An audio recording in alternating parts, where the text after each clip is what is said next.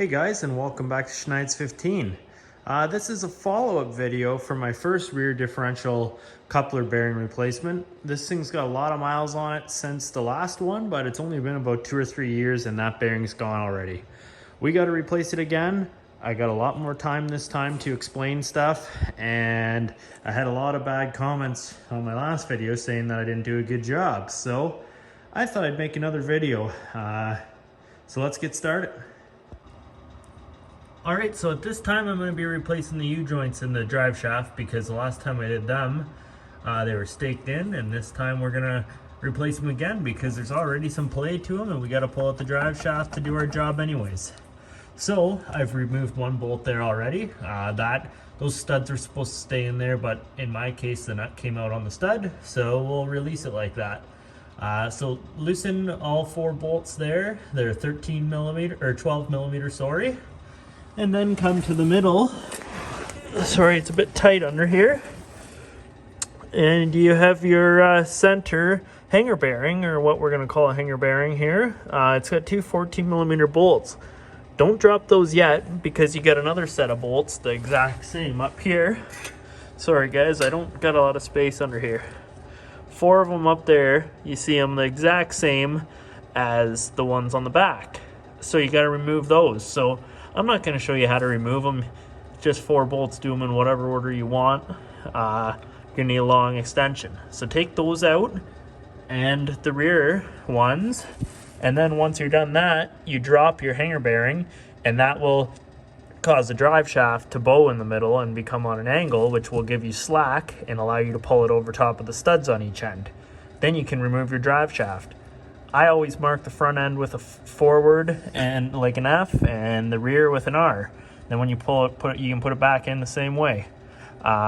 Anyways, so we'll do that and pull it out and get the drive shaft out, and then we'll be on with the back differential.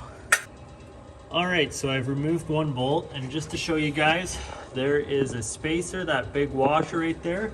It goes above here, and then the bolt through the bottom. So up here there's a spacer in here. Once I pull this, I can't do it well on camera because I gotta hold it. It's 2 hands, and drop the drive shaft out, we'll pull it out, and then we're to the rear diff. Alright, so the shaft is out from underneath there, and I just brought it out and set it on the bench here for now, or just set it here for now so I can get to working on it after. It's pretty rusty, but you can see from when I had it out last time, I got an F on it here for front. But check out these U-joints from last time. Yeah, they're pretty toast. So I think it probably lasted so long like that is because this is only straight. It doesn't have to really pivot much unless the motor's torquing. So yeah, that's why it's still here and didn't blow apart. But we're gonna get them from Rockford Driveline again. We'll replace them. They'll be easy this time because last time I had to grind this out because of the staked in part, but now they got the inside circlips on them in here. So we'll get that redone. And yeah, so in the meantime, we'll start ripping apart our diff here and get it open for the bearing. So I just jacked up the car on some wood here.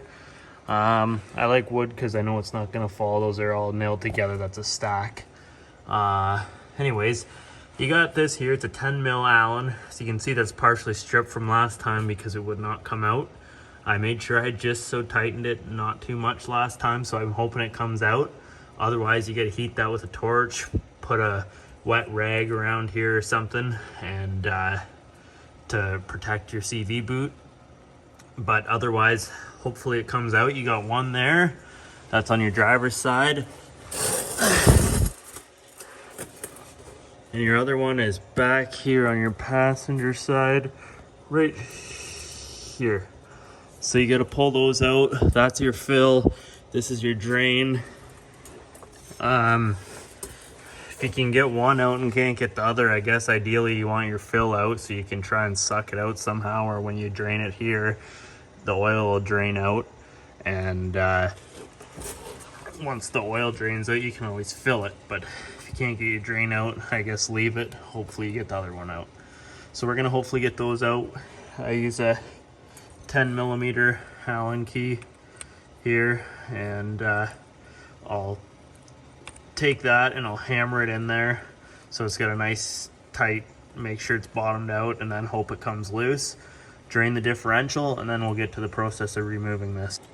All right, so torches it was. I just heated up the plug. If you're not in Canada, hopefully you don't have to do that. The plug's right there. It's out, and she's draining.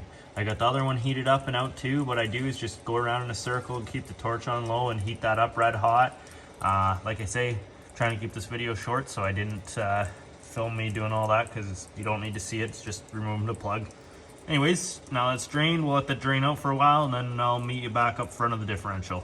So now that we're at the front, we have 4 bolts here. They're 12 millimeter. Take those, there's 2 up there that you can't see. Take them out, put them somewhere safe. You'd think that this would come out then, but there's actually an alignment dowel to the side here that you can see right there. And see how the case is just embossed past that mount? We can't slip this straight out because it hits there. So I believe the last time I did it, I'll tell you in a second here, I think I just had to take off the one set of motor mount or differential mounts. They're 17 mil and they just thread right in, I believe. Yep, just 17 mil thread right in. I believe you have to pull out these 2 and then it'll give you enough play in that differential to sneak it past. You don't actually have to undo the whole thing, but I'll let you know in a second. All right guys, I lied. I got those 2 bolts out. I took that top one out. I'm about to pull this bottom one out because it won't come straight out. I have it free. I cracked the case and you can see it slides back and forth, but I was wrong that you can't go to the side. So I'm gonna put this jack stand underneath, and then it should drop low enough that the diff will sit on an angle, and I can slide this out. Sorry, I don't have my tripod with me, or else I'd film this. All right, that'll just slide off of there. And we're free. We'll have to clean up those mating surfaces for our sealant to go on, and as you can see, the jack stand didn't even touch. It's just supporting by itself there, so we'll leave it like that. Now that I got her pretty well drained, that's good. So yeah, that's your viscous coupler there. So, well, that's the input of the differential, but you know what I mean. Here's the coupler. Let's get it out and get it pressed apart. So with our coupler now out, I set it in here and I support it on each side there the best I could, because we need to press this inside out. So I presume I could pull this ring out, but I'm just gonna press down. As you can see, there is where I hammered on it with sockets last time because I didn't have a shop press then. So anyways, I'm just gonna press here slowly. I'm just pushing now. So you can see that's pushing down, which is good, that's what we want. I'm just gonna take a block of wood and put it under here, or something under here, because I don't want this coupler, once it punches out of the bearing, I don't want it to fall on the ground. So anything will do just so it doesn't fall, so that'll be fine. Anyways, I'm just gonna keep pressing here. There we go, that's our ring. It's free now. I didn't buy any one of these rings, I just got a bearing coming, because I'm gonna reuse this, why not? And then we'll just keep going. And there we go, it popped out there. So I'll bring the press back up and we'll pop this apart. All right, so this is what it'll look like. You pull off your ring, put that to the side, pull off here, and there's your bearing. We have to get that out next. And there's your coupler. There's another bearing back here, which I'm not replacing. It's perfectly fine. It was perfectly fine last time. So this is the one that caused the issue. You hear that? Toast. So anyways, let's get this bearing out and go over that. So what I'm doing now is I put this on here and I go on the bearing and I go like that, and I only go about 1 pump and push down. It's a painful process, but I don't have anything that'll fit on here and push this out perfectly square. So I go a little bit there, so it goes a little bit cockeyed. Then I come to this side, go a little bit down, and then here, work my way around until that bearing pops. You don't have to go that far. As you can see, I'm already most of the way there. So we'll be back with you once I get that out. So it's the next day now, and I thought I would show you guys the Amazon bearing that I purchased. It's called like a Jinghu or some damn thing. There was like 15 different brands on there, and there was probably a price range from $30 to $60. I bought the $38 one because it was prime shipping. It's Thursday, I ordered it on Tuesday afternoon, and it got here. So I'm just going to show you what I got in the package. So upon opening it, this Chinese bearing that I thought I was going to get shows up in an NSK bearing thing. It's sealed and everything. So this is where it's NSK made in Japan. I flip this over and that's the bearing that I got, whatever, new made in China. So I don't know if there's no trademark on here or anything. So I don't know if this is a Chinese knockoff case or what. Anyways, I got it. And the story that I'm told is that Toyota will not let NSK, who makes these bearings, if this is real or not, sell them to the public. So let's open it up and check it out. So this is my next issue, which I don't think it's much of an issue, but originally the bearing that I pulled out before I replaced it with the dirty one here that has already failed, it had a rubber O-ring that went around the bearing. You know what, it seals pretty tight against the case. Nothing's going to get through, but I'll put a little bit of sealant on the edge because I don't have an O-ring that'll fit that. So we're just going to put a bit of sealant on the edge and press it into place. So let's get to pressing this thing together. It actually feels like a lot higher quality of a bearing. The seals are a lot tighter on it. Yeah, so hopefully this one lasts longer. I carefully pried out that seal, and I'm not going to add grease to this actually. That's really nice grease in there, so I'm not going to worry about that at all.